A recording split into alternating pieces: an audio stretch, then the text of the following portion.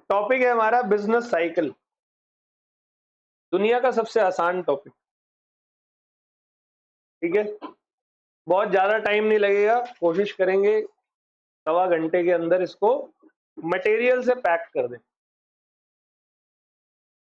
तो business cycle क्या होती है, कोई बताएगा? बिजनेस की साइकिल, साइकिल देखा चक्का घूमता है, एक चक्का घूम के वापस अपनी जगह पे आ जाता है।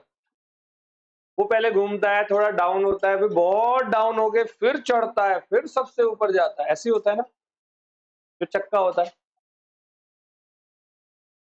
तो बिजनेस साइकिल जो होती है, यस, हर एक बिजनेस की ऑपरेटिंग साइकिल होती है। ये कोई भी बिजनेस हो या कोई भी कंट्री हो, फिलहाल मैं बिजनेस के पॉइंट ऑफ व्यू से बोलूंगा। कोई भी बिजनेस हो तो वो जो है वो अपनी ऑपरेटिंग साइकिल के हिसाब से चलता है। कभी कभी उसके अंदर बूम आता है, एक्सपेंशन, है ना। कभी कभी उस बिजनेस का पीक आता है। पीक समझते हो? टॉप, जैसे स्टॉक मार्केट का कल टॉप आया था, 80,000 पे पहुंचा हूं, सेंसेक्स।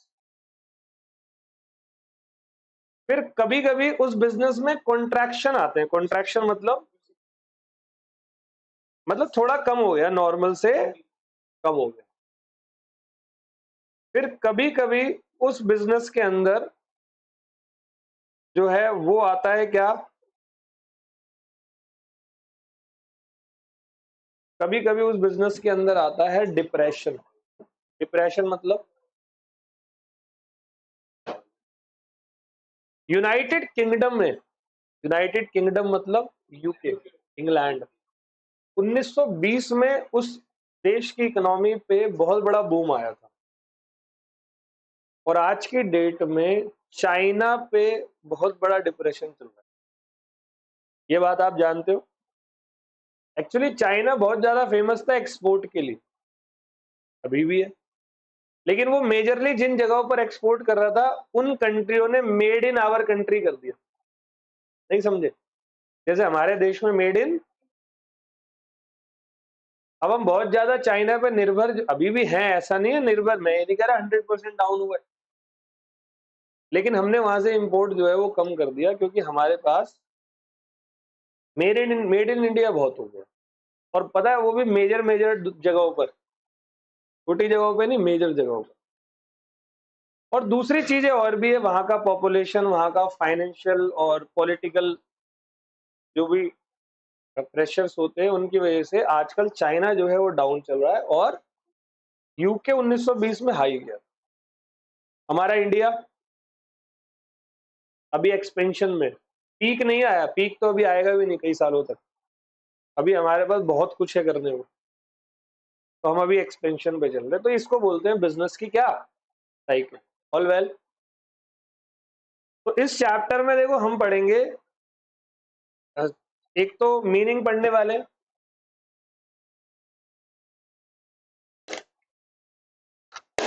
एक तो मीनिंग पढ़ने वाले, फिर हम पढ़ेंगे बिजनेस के फेसेस, जैसे expansion, peak, contraction, trough, trough मतलब होता है डिप्रेशन। फीचर पढ़ेंगे, फिर कारण पढ़ेंगे, भाई क्यों होते हैं हमारा बिजनेस एक्सपेंड और डिक्लाइन क्यों होता है। तो वो दो फीचर होते हैं, एक इंटरनल और एक्सटर्नल। अब एक्सटर्नल फीचर मैं बताता हूँ, जैसे रशिया और यूक्रेन, यूक्रेन की कंट्री का पूरा इकोनॉमी खत्म है। क्यों खत्म है? उस कंट्री में क्या चल रहा है, वॉर चल रहा है, तो भाई दिक्कत तो होनी होनी है आप लोगों को। आ गया समझ में? फिर कहता है relevance in business decision making. तो देखो ये एक्सटर्नल वॉर, इफेक्टिव डिमांड ही मेरे प्रोडक्ट की कम हो गई। जैसे होता नहीं, कस्टमर का टेस्ट एंड प्रेफरेंस बदल जाता है। तो मैं जो बेच रहा हूँ, मान लो मैं आज आज भी वैसे ही चश्मे बेच रहा हूँ जैसे लोग पहले पहनना पसंद करते थे, क्या मेरा बिजनेस चलेगा? मेरे को कुछ नया लाना पड़े। तो इंट्रोडक्शन देता हूँ इस चैप्टर का। तो देखो चाइना और यूके दोनों की बात। During 20s UK saw rapid growth in GDP. Production level and living standard, the growth was fueled by new technology and production process such as assembly line. The economic growth also caused an unprecedented rise in stock market values. वहां का जो stock market value है बहुत तगड़ा. China's recent economic slowdown and financial mayhem are fostering a cycle of decline and panic across much of the world, as countries of nearly every continent see escalating risk of prolonged slump, political disruption and financial losses. आ रहा है कुछ समझ? कहता what are these? These are the examples of business cycles. The first example shows the UK economy was going through boom. तो boom आता है expansion. Expansion मतलब boom. 20. Why the second example of slowdown in China? मतलब recession. सबसे down depression में आ रही है. आ रहा है कुछ समझ में? तो चैप्टर 1 में भी हमने पढ़ा था. We have seen in chapter 1 that economics is concerned with fluctuation in economic. भाई कभी कभी डिमांड कम होती है, कभी वॉर हो जाती है, कभी टेक्नोलॉजी आउटडेटेड हो जाती है, बहुत सारे रीजन होते हैं हमारे बिजनेस साइकिल के अप एंड डाउन के. The economic history of nearly all countries point toward the fact that they have gone through fluctuation in economic activities. That is, there have been periods of prosperity alternating the periods of economic downturn. These rhythmic fluctuation in aggregate economic activity that an economy experience over a period of time are called business cycle. और ये जो ऊपर नीचे होता है ना, इसको हम लोग क्या नाम देते हैं? बिजनेस साइकिल, या आप इसको ट्रेड साइकिल भी. A trade cycle is composed of periods of good trade characterized by rising price and low unemployment percentage. मतलब जैसे कि एक गुड ट्रेड हो, अच्छा ट्रेड हो रहा हो, प्राइस बढ़ रहे हो और अनएम्प्लॉयमेंट कम हो रहा है, तो इसको क्या बोलेंगे हम? एक्सपेंशन. भाई कीमतें बढ़ना बुरी बात नहीं है, रोजगार रहना चाहिए. जैसे मुझे 2 लाख रुपए महीना कमाता हूं मैं, मुझे कोई समस्या ही नहीं है. अरे मैं मजाक कर रहा हूँ, ठीक है, मान लो मुझे कोई समस्या नहीं है, वैसे मैं इससे ज्यादा ही कमा लेता हूँ, तो मुझे कोई प्रॉब्लम नहीं. क्यों? क्यों? क्योंकि मेरा एम्प्लॉयमेंट है, तो मेरे को प्राइस बढ़ने से दिक्कत है ही नहीं. 100 रुपए का पेट्रोल 110 का हो जाए, मेरे को नहीं है, देश को है. लोगों को प्रॉब्लम है, गलत हो जाएगा. मेरे को नहीं है, मेरे को मेरी कमाई ठीक है. ऐसी सबकी कमाई अच्छी हो तो फिर तो दिक्कत ही नहीं है कुछ, है ना?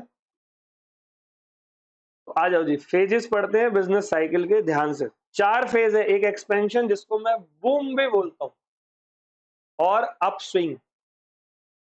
एक पीक और बूम और प्रोस्पेरिटी. एक होता है कंट्रैक्शन जिसको मैं डाउन स्विंग और रिसेशन भी बोलता हूं, और ट्रफ जिसको मैं क्या कहता हूं? डिप्रेशन.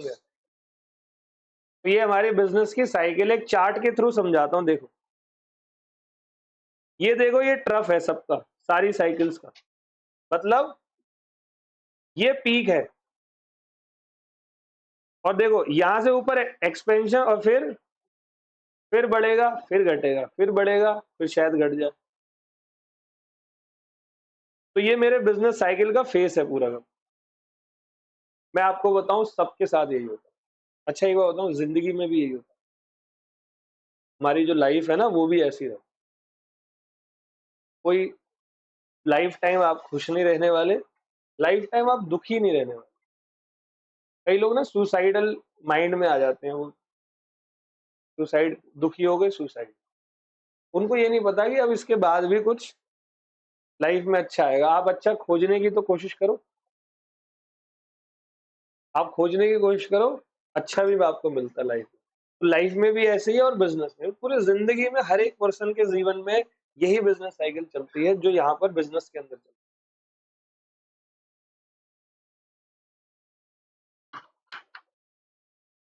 ठीक है, चारों को एक्सपेंशन. एक्सपेंशन मतलब एग्रीगेट डिमांड बढ़ रही है, एम्प्लॉयमेंट बढ़ रहा है, आउटपुट बढ़ रहा है, कंज्यूमर एक्सपेंडिचर बढ़ रहा है, सेल्स बढ़ रहा है, प्रॉफिट बढ़ रहा है, स्टॉक प्राइसेस बढ़ रहे हैं, बैंक क्रेडिट बढ़ रहा है, इन सबको क्या बोलूंगा मैं?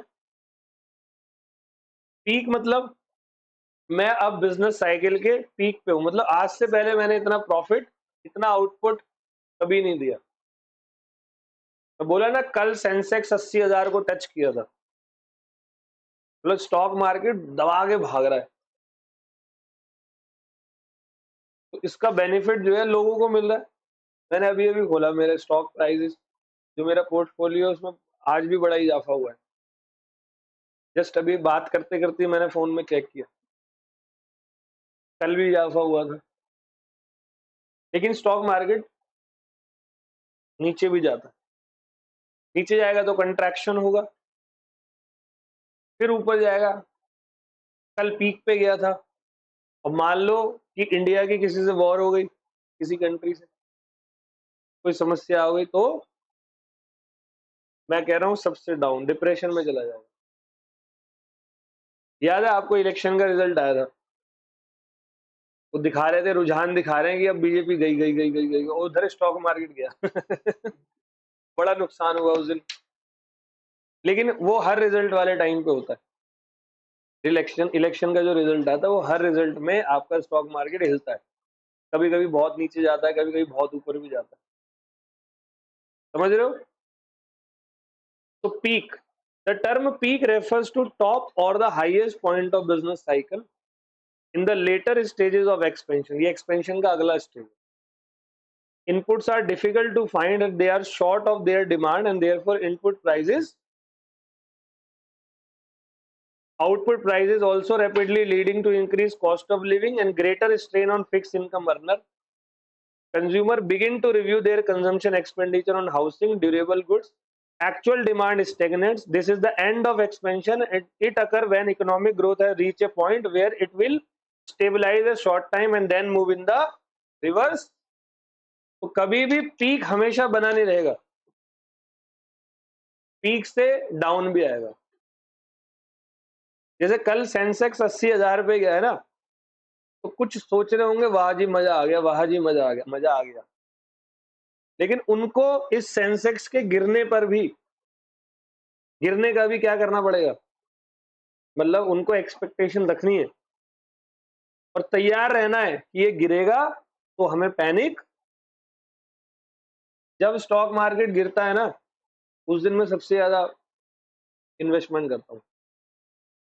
जैसे गिर के बढ़िया वाला गिरा है ना, उसी दिन मैं तड़ाक इन्वेस्ट करता हूँ, क्योंकि मुझे पता है जितना सस्ता है खरीद लो, बाद में ये अपने आप ऊपर आज नहीं जाएगा, 2 साल बाद जाएगा, 3 साल बाद जाएगा, जाएगा जरूर।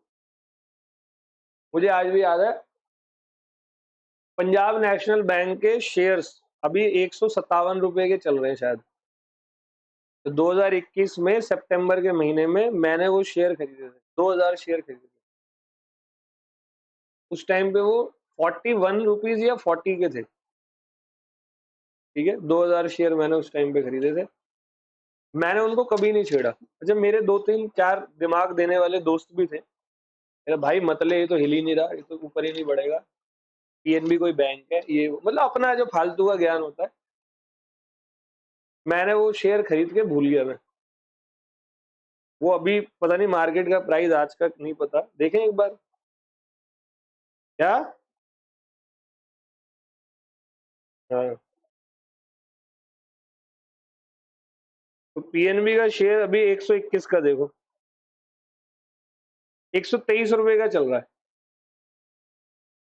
ये अभी पीक पे आगे भी ये बढ़ा था, मैंने अभी देखा कितने का चल रहा है, 123 रुपए का। 40-41 रुपए में मैंने खरीदे थे। नहीं समझे? अरे अब मैं ये भी मैं तैयार हूं इसके लिए भी, ये नीचे भी जाएगा। और ऐसे ही मैंने स्टेट बैंक ऑफ इंडिया के शेयर खरीदे थे, एसबीआई के 500 कुछ रुपए के, बहुत ज्यादा नहीं थे वो, मैंने सिर्फ 50 शेयर लिए थे। और आज स्टेट बैंक 800 प्लस में, 835। तो एक शेयर मेरा जो 500 का था, वो लगभग लगभग कितनी 60 to 65% का रिटर्न वो मेरे को 2.5 साल में दे चुका है, कोई देगा इतना रिटर्न? लेकिन ये सब इंतजार का है गेम। पैसे डालो और भूल जाओ। तो पैसे वही डालना कि तैयार रहो, डूब गए तो टेंशन नहीं लेनी। समझ लो किसी को लोन दे दिया दोस्त को जो वापस नहीं मिलेंगे। तो पीक पीक के बाद हमेशा डाउनफॉल जरूर आएगा। तीसरी बात क्या है? तो देखो एक्सपेंशन होता है, फिर पीक होता है, और पीक के बाद क्या होता है? कंट्रैक्शन। तो the economy can not continue to grow endlessly. कोई ना कोई ऐसा मार्केट में न्यूज जरूर आएगा जिसकी वजह से इकोनॉमी डाउन जाएगी। आपको तैयार रहना है उसके लिए। As mention above, once peak is reached, increase in demand is halted. मतलब पीक आ गया ना, अब इससे ज्यादा थोड़ी बढ़ेगा आगे, इंक्रीज इन डिमांड रुक जाएगी and start decreasing in certain sector. During contraction there is fall in the level of investment and employment. अब जब नीचे गिरेंगे तो लोग अपने यहां से एम्प्लॉयज भी निकालेंगे, जाओ भाई काम नहीं है, पहले था अब नहीं है। Producer do not instantly recognize the pulse of economy and continue anticipating higher level of demand and therefore maintain their existing level of investment and production. और प्रोड्यूसर एक्सपेक्ट नहीं कर पा रहा था, वो अपना प्रोडक्शन और इन्वेस्टमेंट बढ़ाता जा रहा है, और उधर से क्या हो रहा है? तो जितना प्रोडक्शन उसने किया सारा स्टॉक पड़ा होगा, सस्ते में बेचना पड़ेगा, यानी डिमांड तो है नहीं, और उसका क्या हो जाएगा? द कंसिक्वेंस इज डिस्क्रिपेंसी और मिसमैच बिटवीन डिमांड एंड, क्योंकि डिमांड है नहीं, सप्लाई आपने बढ़ा दी, supply far exceed demand, this happen only in few sector at a slow pace but rapidly spread all the sector.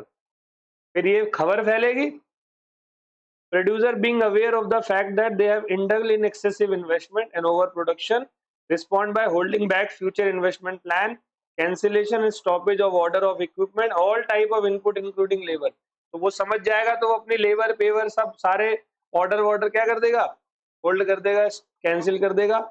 उसकी वजह से एक नई चेन आएगी इनपुट मार्केट में जो रिस्पॉन्ड करेगी, और ये टर्निंग पॉइंट होगा रिसेशन की शुरुआत का।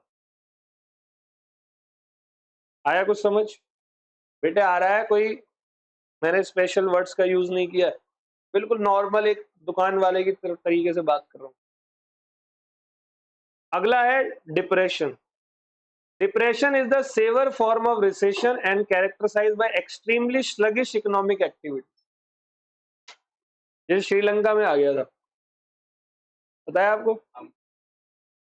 हाँ जी। और भी अफ्रीकन कई सारी कंट्रीज में, यूरोप में भी आ गया था बीच में। So during this phase of business cycle, growth rate becomes negative and the level of national income and expenditure declines rapidly. तो देश का नेशनल इनकम और एक्सपेंडिचर दोनों क्या होता है? रैपिडली डिक्लाइन होता है। प्रोडक्ट की डिमांड और सर्विसेज की डिमांड डिक्रीज होती है, तो प्राइस अपने सबसे कम स्तर पर होता है और धीरे धीरे शट डाउन होने लग जाते हैं कुछ production units. Since companies are unable to sustain their workforce, there is mounting unemployment. दबा के unemployment होता है, जैसे कोविड में आया था, which leaves the consumer with very little disposable income. अब जिनको नौकरी नहीं मिल रही, उनके घर के खर्चे भी बंद हो गए होंगे, तो वो कुछ खरीद भी नहीं रहे होंगे। खरीदता कहाँ से बंदा? फर्म से ही खरीदता है ना, तो और फर्म बंद होगी अब। A typical feature of depression is the fall in the interest rate, जिससे इंटरेस्ट रेट क्या हो जाएगा? The low rate of interest, people's demand for holding liquid money increase. अब इसकी वजह से होल्डिंग मनी जो लोगों की होगी लिक्विड, वो बढ़ जाएगी। Despite lower interest rate, credit कम हो जाएगा, लोग बैंक, इन्वेस्टर का कॉन्फिडेंस क्या हो जाएगा? तो ये सारे के सारे जो वो है, ग्रेट डिप्रेशन आया था 1929 से 33 में, वो भी बहुत मुश्किल वाला डिप्रेशन था। 4 चीजें समझ में आ गई? पहला क्या है? पहला है बूम, एक्सपेंशन, दूसरा पीक, तीसरा कॉन्ट्रैक्शन, चौथा डिप्रेशन, ट्रफ। अच्छा अब एक बार बताओ, एक और चीज, रिकवरी होती नहीं होती? मैंने क्या बोला, मैं कह रहा हूँ मैं साइकिल की बात कर रहा हूँ, हम क्या कह रहे हैं, बिजनेस साइकिल। तो बिजनेस साइकिल एक्सपेंड कर रहा है, ये पीक है तो यहाँ से गिर रहा है, अब ये क्या है, रिसेशन, तो क्या यहाँ से रिकवरी नहीं होगी, फिर एक्सपेंशन होगा, फिर पीक आएगा, फिर रिसेशन आएगा। ये बिजनेस साइकिल ऐसी चलती, ये उसूल है दुनिया का, आज से नहीं, जब से ये दुनिया चल रही। तो कभी भी किसी भी सिचुएशन में चिंतित नहीं होना, क्योंकि उसके बाद एक नया दौर आएगा। All well. अब है recovery. The economy can not continue to contract endlessly, it reaches the lowest level of economic activity called trough and then start। 5 बातें याद रखनी है, expansion, peak, contraction, trough and recovery. Trough generally lasts for some time and mark the end of pessimism and the beginning of optimism। पैसिज्म मतलब होता है वो जो बुरी चीजें हैं वो सब खत्म, अब नया दौर स्टार्ट हो गया। जैसे होता नहीं है, कोई नेचुरल इवेंट हो जाता है, बाढ़ वाड़ आ जाती है 2-3 दिन तक बड़ा भयानक, फिर एक सुबह आप उठो तो सब कुछ शांत हो जाता है, पानी भी शांत, फिर पानी उतरने लग जाता है, मतलब रिकवरी हो जाती है। फिर 10-5 दिन तक वहां के एरिया की फसल वसल सब बर्बाद हो चुकी है, फिर धीरे धीरे धूप उसको क्या करती है, सुखाती है, फिर जाके एक नया जीवन स्टार्ट हो जाता है। लोग सफाई वफाई करते हैं, जानवर जो ऊपर चले गए थे पहाड़ों पे उनको नीचे लाया जाता है, सब बात समझ रहे हो, बाढ़ के टाइम पे यही होता है ना। और फिर नॉर्मल लाइफ 15-20 दिन, महीने 2 महीने में भूल जाते हैं, और फिर नए जीवन की शुरुआत होती है, फिर फसल आती है, फिर उगाते हैं। सही है। कई एरिया में तो ऐसे एरिया हैं जिसमें पूरे हर साल ये होता है, साल के 2 महीने बंदे ऊपर जाते हैं, बाढ़ आती है, फिर सूख जाती है, फिर नीचे आ जाती है, कई जगहों पर। आपको पता मेघालय जो है, मेघालय से भी एक ऊपर जगह है जहां पर बारिश सिर्फ रुकती तब है जब बंदा कहता है भाई सब्जी वब्जी ले आओ जल्दी से, घर की सब्जी वब्जी दाल वाल ले आओ, फिर होने वाली हो। वहां हमेशा बारिश होती है। मेघालय से ऊपर में एग्जैक्ट ना, मतलब मेघालय ही मान लो, चेरापूंजी, मतलब वहां हमेशा बारिश होती है, थोड़े टाइम के लिए रुकेगी कि जाओ भाई सामान वामान ले आओ जो भी लाना, तो वहां के लोग कभी भी काम अपना नहीं रोकते। वो उन्होंने ना एक लकड़ी का वो बना रखा होता है, देखना, अपने ऊपर रखते हैं, उनके अंदर पानी नहीं जाता और वो उसी से चलते हैं, पानी नहीं जाता उनके अंदर, और वो अपने दिन के सारे काम करते हैं, कुछ नहीं छूटता। आ जाओ। The process of reversal is initially felt in the labour market. Pervasive unemployment forces the worker to accept wage lower than the prevailing rate। नौकरी मिलनी चालू हो जाती है लेकिन थोड़ा सस्ते में। अच्छा, चालू तो हुई। Producer anticipate lower cost and better business environment. Producer भी कहता है भाई अब तो सब कुछ सस्ता है, चलो फिर दोबारा से बिजनेस करते हैं। A time comes when business confidence takes off and gets better. Consequently, they start to invest again and to build stocks.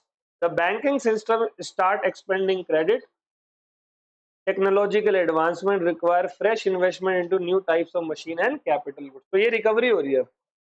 All well. तो जी ये हमारा टोटल, मैंने आप लोगों को 5 बातें बताई बिजनेस साइकिल की, एग्जाम में आएगा तो कर लोगे, हेडिंग ही आती है ज्यादातर, नहीं तो कुछ ऐसा पॉइंट दे देंगे। अब क्या, पाकिस्तान की तो मतलब आप बोल सकते हो ये डिप्रेशन में जाने वाली इकोनॉमी, कंट्रैक्शन है पूरा, बोल सकते हो डिप्रेशन की इकोनॉमी है उसकी, पाकिस्तान की। और देखो बहुत ज्यादा हमें भी नहीं पता वहां के बारे में, लेकिन जितना मैंने वहां का स्टडी किया है, क्योंकि उसको स्टडी करने में मजा नहीं आता, उसमें भी एक अंदर से खून खोलने वाली चीज आ जाती है। बाकी चाइना वाइना को हम खूब करते हैं, तो पाकिस्तान की जीडीपी वगैरह को देखते हुए उनकी जो हालात है वो डिप्रेशन का ही देश है, कुछ नहीं है वो, धीरे धीरे चाइना ले लेगा उसको, पाकिस्तान को। चलो फिर वो हमें प्रॉब्लम क्रिएट करेंगे। जितना पाकिस्तान तो करनी बात डरता है, चाइना भी डरेगा नहीं, और लेकिन तब तक हम खुद इतने ताकतवर हो जाएंगे कि चाइना भी हमारे कुछ नहीं कर सकता। तब तक हम इतने ताकत, हमारे इकोनॉमी दुनिया की सबसे बेस्ट इकोनॉमी होने वाली है, हम बहुत बड़े वाले हैं, अच्छे वे में। आ जाओ, अब देखो इकोनॉमिक इंडिकेटर, देखो बेटा सब आ जाओ। एक तो आता है इकोनॉमी का लीडिंग इंडिकेटर, लीड मतलब हम बढ़ रहे हैं, जैसे स्टॉक प्राइसेस चेंज हो रहे हैं, new order for capital in consumer goods आ रहे हैं, मतलब हम लोग, जैसे मेरा बैच है वो भर रहा है, नए बच्चे आ रहे हैं, तो ये क्या कर रहे हैं, हम लीड कर रहे हैं।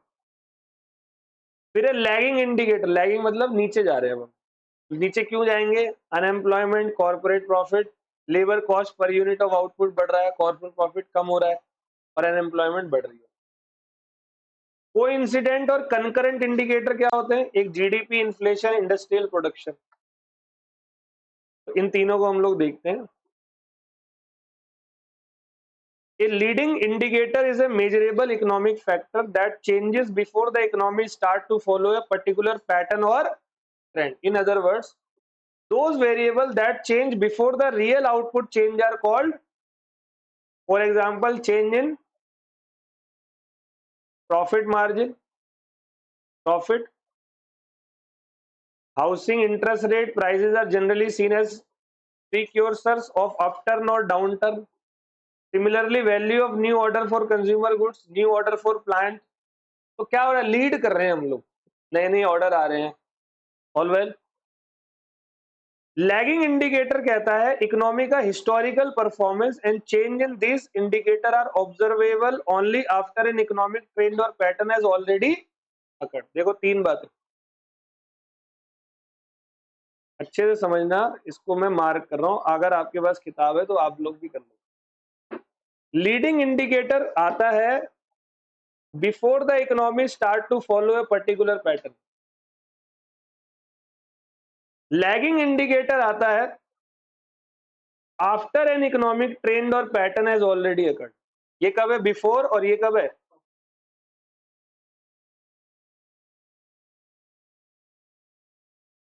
और third type of indicator coincident आता है, इसको कंकरेंट भी कहते हो, simultaneously with the business cycle, जैसे बिजनेस साइकिल मूव करती है उसी के accordingly third type of indicator move करता है। तो पहला कब आता है, पहला before the economy start to follow a particular pattern, दूसरा कब आता है, दूसरा आता है आफ्टर एन इकोनॉमिक ट्रेंड और पैटर्न हैज ऑलरेडी अकर्ड, ये लैगिंग आता है, और तीसरा आता है बिजनेस साइकिल, ऑल वेल। तो बिजनेस साइकिल के एग्जांपल देखते हैं। एक तो ग्रेट डिप्रेशन आया था 19, ये मैंने चैप्टर 1 में भी आप लोगों से डिस्कस किया। The world economy suffered the longest, deepest and the most widespread depression of 20वीं century during 1930. It started in the US and became worldwide. US से शुरू हुआ, यूएस की ना कैपिटलिस्टिक इकोनॉमी है, सब प्राइवेट सेक्टर के हाथ में, वो डाउन भी ऐसा होता है बहुत बुरा, वो अप भी उतना ही अच्छा होता है, यूएस की ये खास बात है, और वही खास बात उसके लिए नेगेटिव भी है। The global GDP fell by around 15% between 1929 and 1932. सोच रहे हो ग्लोबल जीडीपी 15% से कम हो रही है, कितना बुरा हाल है। Production, employment and income fell. As far as the causes of Great Depression are concerned, there is difference of opinion among economists. तो ग्रेट डिप्रेशन की वजह से इकोनॉमिस्ट के बीच में अलग अलग ओपिनियन आने लगे। While British economist John Maynard Keynes regarded lower aggregate expenditure in the economy to be cause of massive decline in income and employment. तो Keynesian theory है ना, आगे आएगी, वो कहता है कि जो एग्रीगेट एक्सपेंडिचर है वो कम हो रहा है क्योंकि इनकम एंड एम्प्लॉयमेंट लोगों की क्या हो रही है, कम हो रही है। एक दूसरा बंदा था, उसने ओपिनियन दिया great depression was caused by banking crisis and low money supply. मतलब किनीज क्या कह रहा है, लोगों का एडी कम क्यों हुआ, एग्रीगेट डिमांड, क्योंकि उनका इनकम एंड एम्प्लॉयमेंट इसीलिए किनीजियन थ्योरी में हम एडीएएस और इनकम एम्प्लॉयमेंट पढ़ते हैं, जो कि आपके आगे छठे चैप्टर में। और एक दूसरा है मोनेटरिस्ट। इस बंदे ने बोला कि बैंकिंग क्राइसिस और लो मनी सप्लाई की वजह से हुआ ये सब। तो दोनों की अपनी अपनी थ्योरी थी।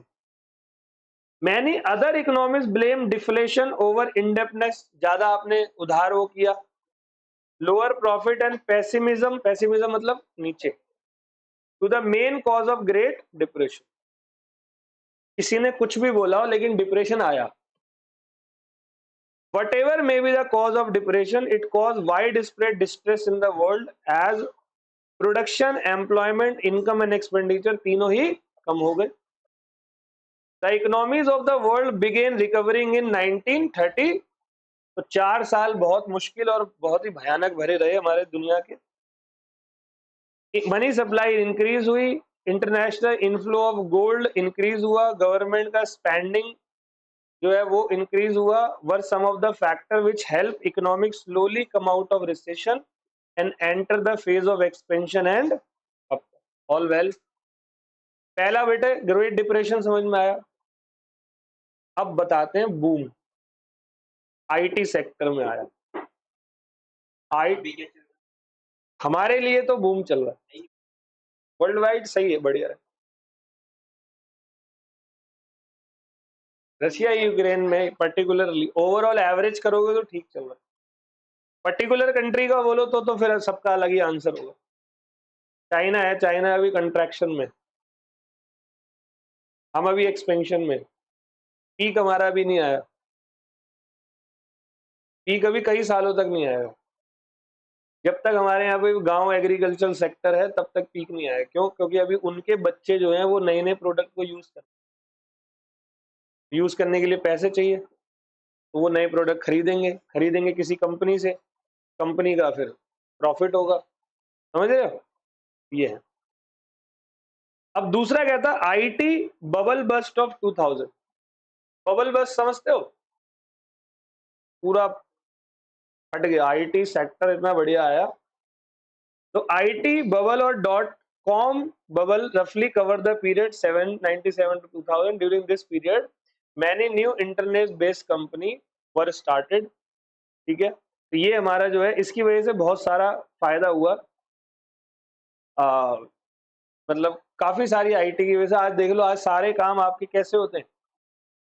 ठीक है, अब बिजनेस साइकिल का एक और रीसेंट एग्जांपल देते हैं। ग्लोबल इकोनॉमिक क्राइसिस 2008-2009 में आया। हाँ, बहुत सभी को शॉर्ट पड़ गया था, एक की वजह से ना सब पे इफेक्ट जाता है। फिर देखो, the recent global economic crisis owes its origin to US financial market. तो यूएस की फाइनेंशियल मार्केट से स्टार्ट हुआ following IT bubble bast of 2000। फिर आईटी का बबल बस्ट, आईटी में भी नेगेटिव किया था। The US economy went into recession. In order to take the economy out of the recession, the US Federal Reserve reduced the rate of, उन्होंने rate of interest क्या किया?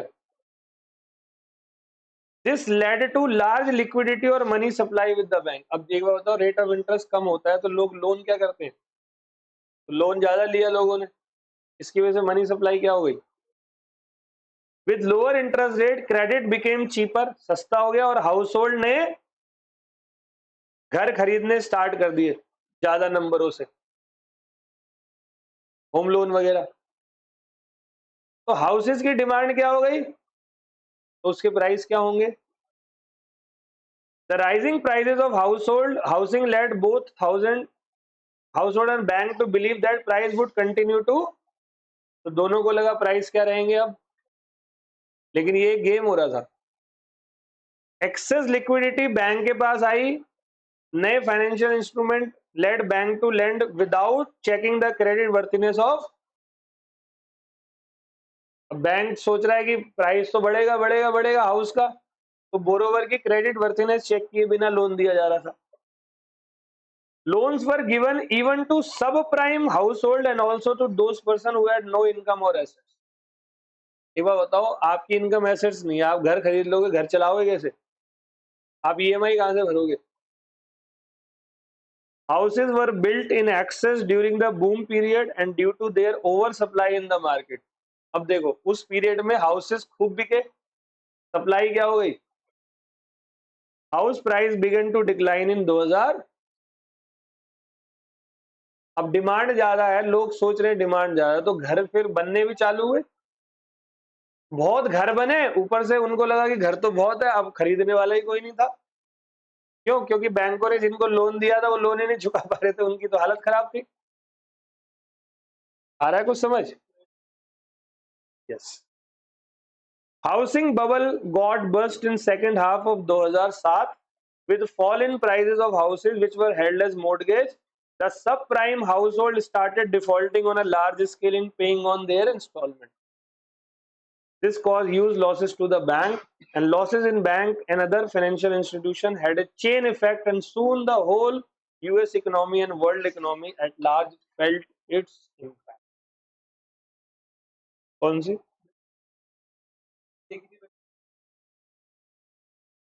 Big short कौन है इसमें?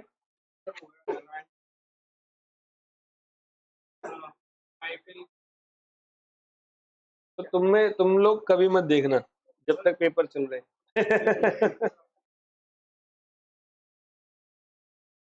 सुना है मैंने, मैं देखी नहीं उसको। चलो बच्चे आ जाए। आप सभी जब थोड़ा सा ट्रेनिंग व्रेनिंग में आ जाओ तो एक मूवी जरूर देखना। मूवी का नाम है one idiot, not three idiot. YouTube पे अवेलेबल है free of cost, half an hour की मूवी है। लेकिन अभी मत देखना, थोड़ा पहले पास वास हो जाओ, वो आपके लिए भविष्य में इन्वेस्टमेंट का नजरिया चेंज करेगा। मूवी है फाइनेंस पे। चलो, बिजनेस साइकिल के फीचर्स क्या क्या होते हैं, तो बेटे मेरे स्टार्ट कर दे। हो गया तेरा? चलो, तो बेटे देखो, different business cycle differ in duration and intensity, but there are certain features which they commonly exhibit. Business cycle occurs periodically, although they do not exhibit the same regularity. The duration of these cycle vary.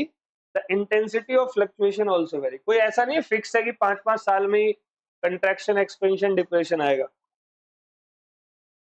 कोई बड़ी बात नहीं है कि आए ना आए तो बहुत सालों तक ना आए, और आए तो अचानक से 2-3 बार आ जाए। जैसे आईटी में 2000 में आया और हाउसिंग में 2007 में आ गया। नहीं समझे? और उससे पहले ग्रेट डिप्रेशन देखो, 70 साल पहले आया था 1930 में। देखो दोनों में गैप कितना है, 70 साल का। तो फिर आए तो बहुत जल्दी आ जाए, ना आए तो हाँ जी, बैंक बहुत कोलैप्स हुए थे। अब दूसरा कह रहा है business cycle have distinct faces of expansion, peak, contraction and trough. These phases seldom display smoothness and regularity.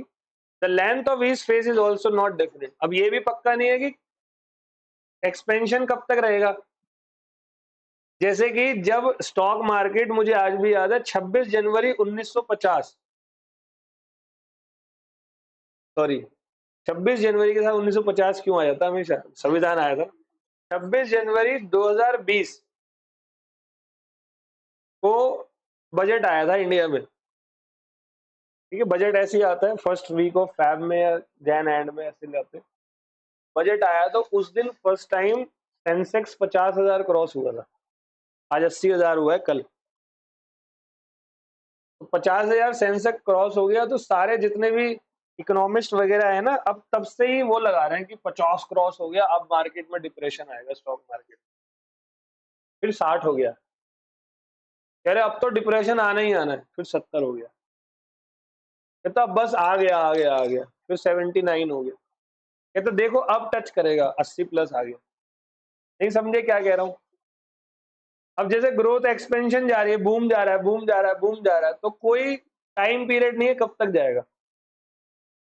अभी 2-4 न्यूज आ जाए, मान लो कोई बड़ी कंपनी के खिलाफ न्यूज आ गई, खिलाफ जैसे याद है वो अंबानी के खिलाफ, अगर किसी को पता हो, एक फर्म है अमेरिका की जो कंपनीज पे अपनी रिपोर्ट निकालती है, तो उन्होंने अंबानी नहीं, अडानी के अगेंस्ट में हिंडरबर्ग्स की रिपोर्ट, तो क्या हुआ, नेक्स्ट जैसे रिपोर्ट आई, नेक्स्ट डे अडानी के शेयर 17 18 20% डाउन। मेरे पास भी है उसके कुछ शेयर, तो मेरे को पता है कुछ नहीं है, 2 4 5 महीने की बात है, 2 4 दिन की भी हो सकती है। अभी देख लो उससे 4 गुना रिटर्न दे चुका है। तो ऐसी रिपोर्ट की वजह से फिर वो डाउन हो जाता है, समझ गए, हवाबाजी। फिर सी पॉइंट कहता है business cycle generally originate in free market economy, they are pervasive as well. Pervasive मतलब continuous at all level.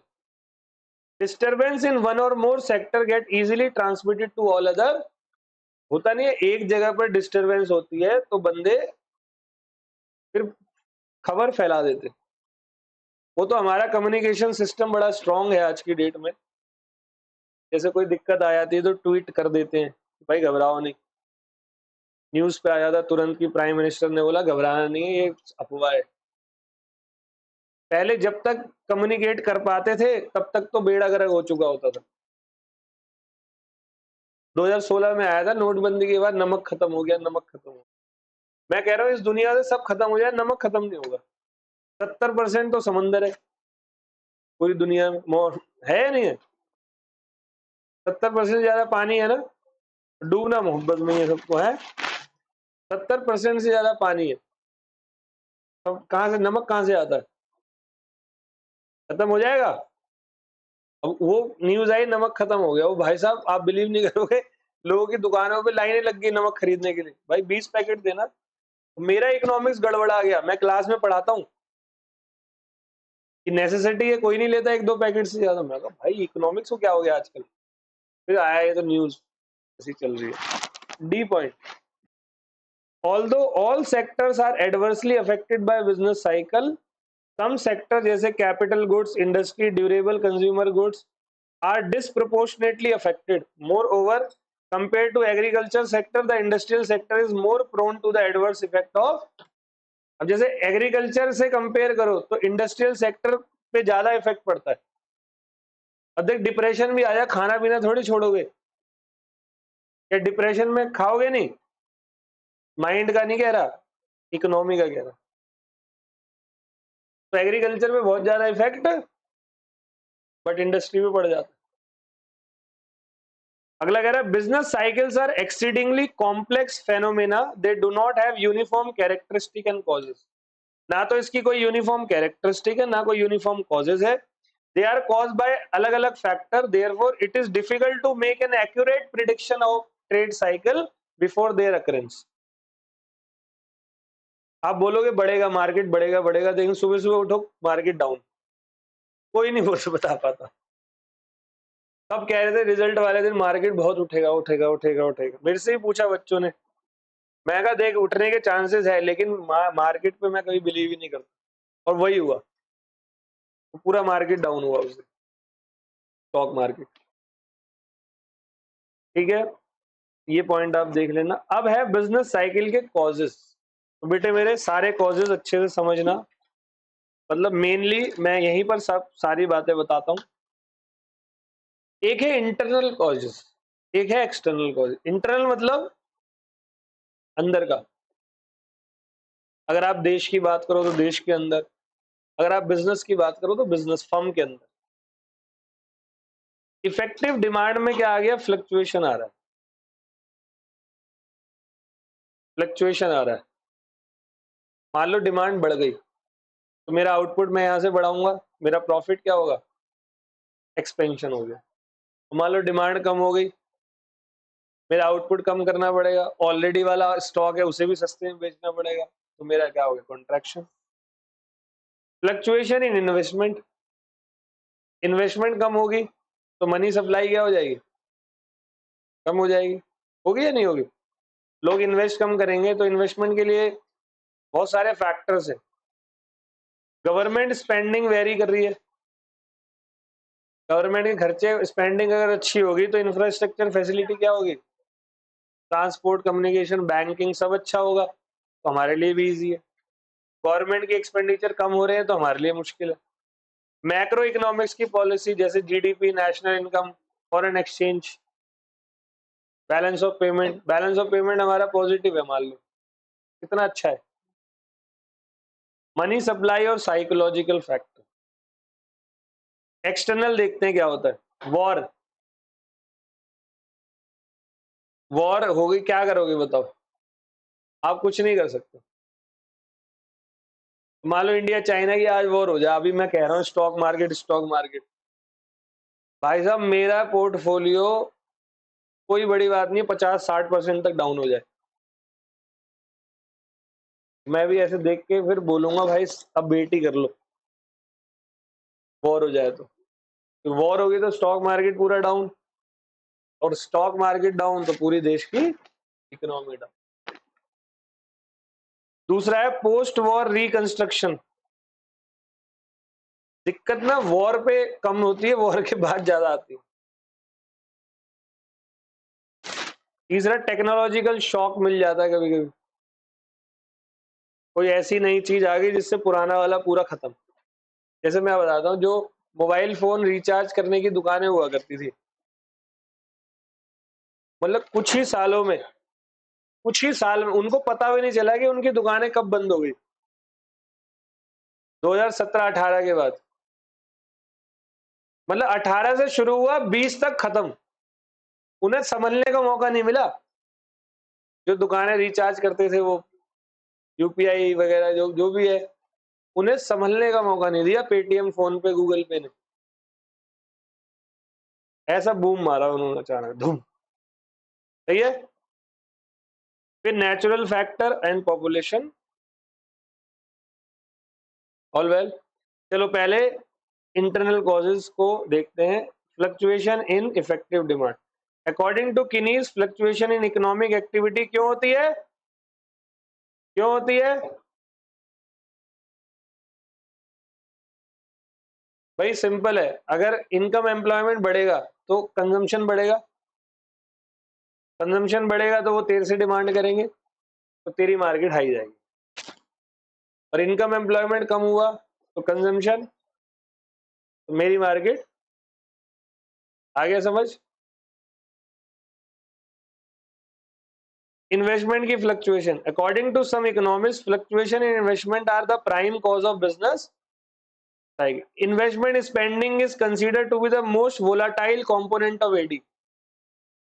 Investment fluctuate quite often because of change in the profit expectation of the new invention may cause entrepreneur to increase investment in project which are cost efficient or more profit inducing. और investment में rise when the rate of interest is low in the, investment बढ़ जाएगी। अब मान लो economy में rate of interest कम है तो मैं लोन लूंगा, इन्वेस्ट करूंगा, इन्वेस्टमेंट। अब मान लो रेट ऑफ इंटरेस्ट हाई है, मान लो 20% का बैंक इंटरेस्ट ले रहा है, तो मैं लोन लूंगा, बिजनेस करूंगा, तो इन्वेस्टमेंट क्या हो जाएगी? वेरिएशन इन गवर्नमेंट स्पेंडिंग, तो fluctuation in government spending with its impact on aggregate economic activity result in business fluctuation. Government spending, especially during the after war, has destabilizing effect on the economy. Destabilizing मतलब खुद ही सोचो, during और after war कितनी बुरी हालत हो जाती है। मैक्रो इकोनॉमिक पॉलिसी हमारी कैसी है, जैसे इंक्रीज इन टैक्सेस वगैरह, टैक्स बढ़ गए तो दिक्कत होगी हमें, और टैक्स सस्ता हो गया तो मजा आएगा। मनी की सप्लाई, साइकोलॉजिकल फैक्टर, ये देखो, modern business activity are based on the anticipation of business community and are affected by waves of optimism and pessimism। मतलब एक वेव आती है, उस वेव में देखना सब कुछ अच्छा है, अच्छा है, अच्छा है, अच्छा है, अच्छा है, और एक वेव आती है उसमें सब कुछ बुरा है, बुरा है, बुरा है, बुरा है। तो ये साइकोलॉजिकल फैक्टर भी है कि आगे क्या आने वाला है, assumption। तो business fluctuation are the result of the psychological state of mind of the, जैसे अभी पिछले 10 साल में हमारी गवर्नमेंट फिक्स गवर्नमेंट थी, हमें पता था चलेगी। अब देखो अभी टेंशन वाली गवर्नमेंट है, अभी जब तक चल रही है चल रही है चल रही है, कब गिर जाए कोई बड़ी बात नहीं है, कब नीतीश बाबू परेशान हो जाए, ये वहां से रेड्डी परेशान हो जाए। रेड्डी नहीं करेगा इतना परेशान, रेड्डी नहीं करेगा, वो करेगा तो एक ही बंदा, नीतीश कुमार। या नीतीश कुमार को अभी इतनी गालियां पड़ चुकी है पास्ट में कि वो चाह के भी नहीं कर सकता, ये भी बात हो सकती है, क्योंकि उसने अपने जीवन में इतनी बार गुटबाजी करी है, इतनी बार करी है कि वो ही थक गया है। मतलब फिर उसको मतलब इतिहास का सबसे बड़ा दोगला आदमी कहा जाएगा। तो वो अब इस इमेज को सुधारने के लिए शायद वो गवर्नमेंट के साथ रहे 5 साल। नहीं समझे?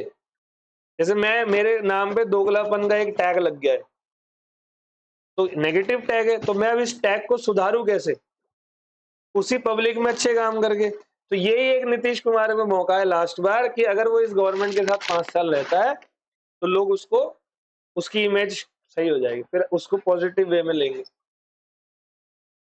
लेकिन लोगों का इस गवर्नमेंट पे ऐसा है हिसाब, ऐसा पहले स्थिर था फिक्स, अब है ऐसा। तो जहां थोड़ी बहुत न्यूज आई ना उल्टी सीधी, वहीं देखना तुम मार्केट के हिसाब किताब क्या हो। तो ये अजम्पशन बेस्ड है। ऑल वेल जी, ये हमारा हो गया साइकोलॉजिकल। अब एक्सटर्नल देखते हैं। एक तो वॉर हो गई, वॉर ओके, एक पोस्ट वॉर रिकंस्ट्रक्शन, एक टेक्नोलॉजिकल शॉक। ये देखो, due to advent of mobile phone, telecom industry boom पे आई, प्रोडक्शन बढ़ा, एम्प्लॉयमेंट बढ़ा, इनकम बढ़ा, प्रॉफिट बढ़ा। अच्छा, इसी की वजह से कई इंडस्ट्री निकल भी गई, जैसे कैमरे की, कैमरा। पहले पता है ना, लोग छोटे छोटे कैमरे खरीदते थे, अब नहीं, अब वो गए, अब प्रोफेशनल कैमरे खरीदते हैं बस लोग। मेरे घर में भी 2 कैमरे थे, कोटेक कोडेक के, मेरे पापा लेकर आए थे, आज भी रखा हुआ है वो, उसमें रील वील डलती है कुछ करके। अब आज की डेट में तुम ये देखो, जो टीवी टेलीविजन, मतलब म्यूजिक सिस्टम का रोल खत्म हो चुका है। पहले वो आता था सीडी प्लेयर, अब तो कुछ नहीं, यूट्यूब। समझ रहे हो कैसा क्या चेंजेस आए हैं लाइफ के अंदर। तो मोबाइल फोन से बहुत सारे फायदे हुए, लेकिन बहुत नुकसान हुए। कई लोगों ने घड़ी रखना छोड़ दिया, पहनना फोन ही है। पहले लोग घड़ी टाइम देखने के लिए पहनते, अब शौक के लिए पहनते। हालांकि घड़ी की मार्केट गिरेगी नहीं, क्योंकि घड़ी एक वो है स्टेटस सिंबल, जी हमने पहना हुआ है, सही है।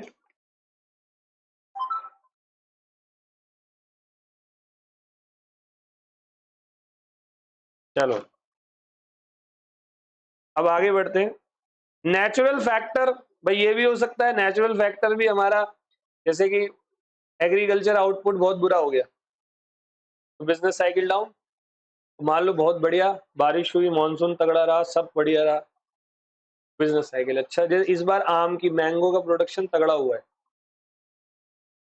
देखना आपके घरों में भी 5-5 4-4 किलो आ रहे होंगे अभी, उसी से समझ जाना। सर्दियों में मटर आएगी खुद आपके घरों में, ठीक है। और पॉपुलेशन की ग्रोथ, ठीक है। तो फिर अगला टॉपिक कहता है relevance of business cycle in business decision. तो जो बिजनेस का आप डिसीजन लेते हो तो उसके अंदर बिजनेस साइकिल्स का क्या रेलेवेंस है या नहीं है, या नहीं है, बताओ। बिल्कुल हो सकता है। तो मेरे लिए बिजनेस साइकिल बड़ा है, मतलब जो फॉरेन वाला आ रहा है वो तो एक्सटर्नल होगा ना। अच्छा सुनो, मेरे लिए, मेरे पर्सनल के लिए भी डिसीजन मेकिंग में मेरी बिजनेस साइकिल बहुत काम करती है। मैंने अभी क्या बोला था क्लास की शुरुआत में, जब किसी कंपनी का कॉन्ट्रैक्शन, स्टॉक मार्केट कॉन्ट्रैक्शन में होता है, सबसे ज्यादा शेयर मैं खरीदता हूँ। और मेरे से रिलेटेड कई लोग हैं जिन्होंने स्टॉक मार्केट के बारे में, शेयर मार्केट, मेरे को बहुत ज्यादा नहीं पता, लेकिन थोड़ा बहुत जो ज्ञान है उसके बेसिस पर मैं तभी खरीदता हूँ जब सस्ता होता है, लमसम में। तो लोग सोचते हैं बड़ा बेवकूफ है तू। हाँ भाई मैं हूँ। और वही 4 साल 3 साल के बाद वो ऐसा हवाई जहाज बनता है फिर वो शेयर। क्योंकि कोई कब तक गिरेगा, इंसान की भी बात कर लो, शेयरों की भी कर लो।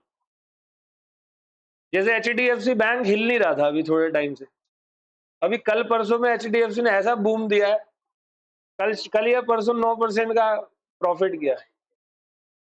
ICICI तो दुनिया का, वर्ल्ड का टॉप 15 में, समझ रहे हो मेरी बात को। हम इंडिया में हर मामले में अब धीरे धीरे घुस रहे हैं पूरे वर्ल्ड वाइड, तो भाई रिलेवेंस तो है। तो कहता है business cycles affect all aspect of an economy. Understanding the business cycle is important for business of all type as they affect the demand for their product and in turn their profit, which ultimately determine whether a business is successful or not। इससे ये पता लगता है हमारा business successful है। Knowledge regarding business cycle and their inherent characteristic is important for a businessman to frame appropriate policy। अगर आप policies बना रहे हो तो आपको नॉलेज होनी बहुत जरूरी है। For example, the period of prosperity open up new and superior opportunity for investment, employment and production and thereby promote business। In contrast, मतलब नेगेटिव में, ये पीरियड ऑफ रिसेशन की वजह से बिजनेस अपॉर्चुनिटी कम होगी, प्रॉफिट कम होगा, तो ये पूरा का पूरा इकोनॉमिक एनवायरनमेंट आपके जीवन में बहुत जरूरी है। तो बिजनेस साइकिल की स्टडी आपको लिए डिसीजन मेकिंग में बहुत जरूरी है। Business cycle have ट्रेमेंडस influence on business decision. The stage of business cycle is crucial while making managerial decision regarding expansion or downsizing the business। जैसे एक्सपेंशन हो रहा है मार्केट का, तो हम अपना भी करेंगे या नहीं। तो मार्केट नीचे गिर रही है और पता है पीक उस पे जाएगी, ट्रफ पे जाएगी, तो हम भी धीरे धीरे निकल जाएंगे। ठीक है जी, ये हमारा पूरा का पूरा चैप्टर हुआ, ये आपके सामने समरी है।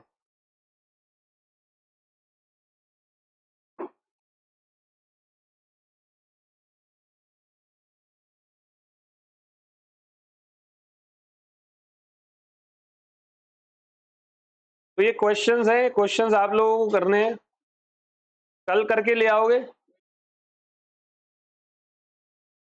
ले आओगे जी। जैसे पहला है, the term business cycle refers to the fluctuation level of economic activity over a period of significant decline in general economic activity. सही है, कर लोगे जी। तो कल आपकी कॉपी में क्वेश्चन ABCD करके लेकर आने हैं करके। ऑल वेल, तो मिलते हैं अगली क्लास के अंदर।